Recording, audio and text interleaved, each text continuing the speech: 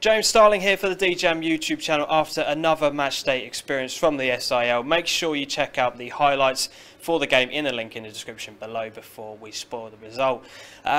Well, where to even start with that game? That was, from a neutral's perspective, absolutely superb.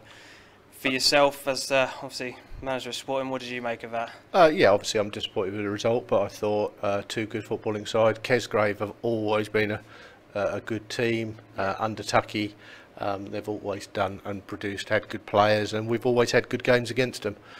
We beat them earlier in the season 3-0 over at their place, and I consider that one of our best results for a long while, and I was expecting a decent game, and that's what it proved to be today. Yeah, definitely. In the first half, let's talk about that to begin with. The first 20-25 minutes or so, you guys looked like you were on the ascendancy, you know, the ones in control of the game, and then you find yourself 1-0 down. But how did you see the sort of first half? Did you have a kind of a clear message going into the game, or? I wanted us to be on the front foot, and I thought first 20 minutes, I thought we created several chances or half chances that we should have scored. Their keeper made a really good save when Nathan was nearly went round with the ball. There was a couple of other half shots that I thought we should have had a bit more composure with, that we could have done better with. And you know, you score those and we're up, and the game changes. But they scored disappointing. A lot of goals that you concede, you can say are disappointing. But I thought the ball was in the air a long time. It came from a long distance. I thought we could have dealt with that better. But I was pleased with the way we reacted second half. I was pleased with again, we scored second half, and I thought we would go on to win the game, if I'm honest. And they scored a breakaway goal. The guy took it well, but I genuinely thought, and even when they went 2-1 up, I still expected us to get another goal, if I'm honest. Yeah.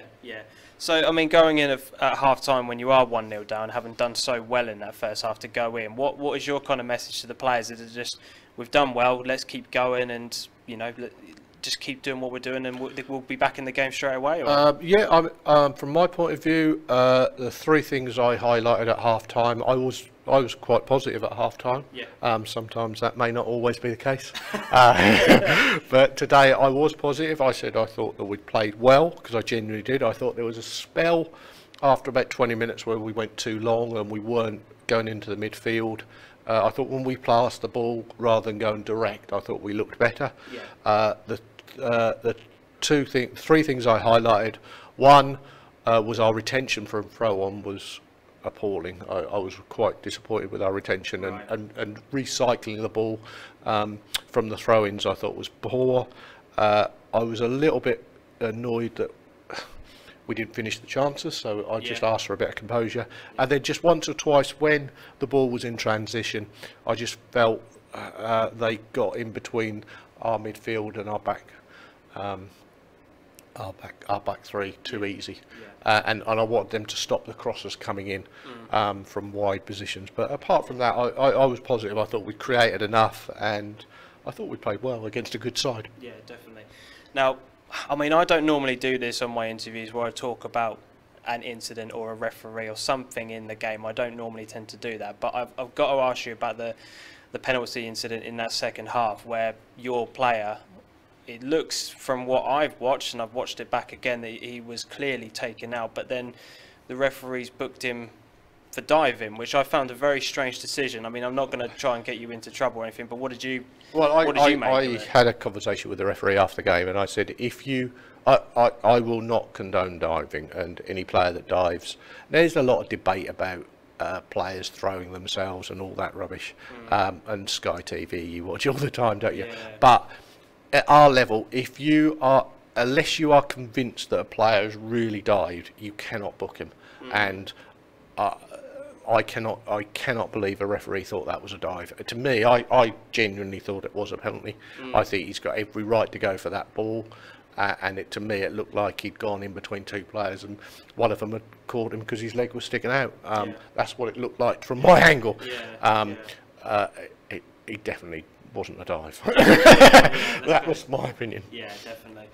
Moving on from that incident, though, obviously it's a bit of a disappointing result in terms of today for the fact that what we've done during the 90 minutes and the result that has come of it. But in terms of how the season has been going so far, you're still in that kind of chasing pack with the top two. How have you found the first half of the season anyway? Well, there's a lot of good sides in this division. I think a lot of teams in this division would do well in the senior league. I am convinced by that. There's a lot of good players. There is certainly no easy games. Our basic problem is we don't score enough goals. We don't actually concede that many goals. You can see that from the table.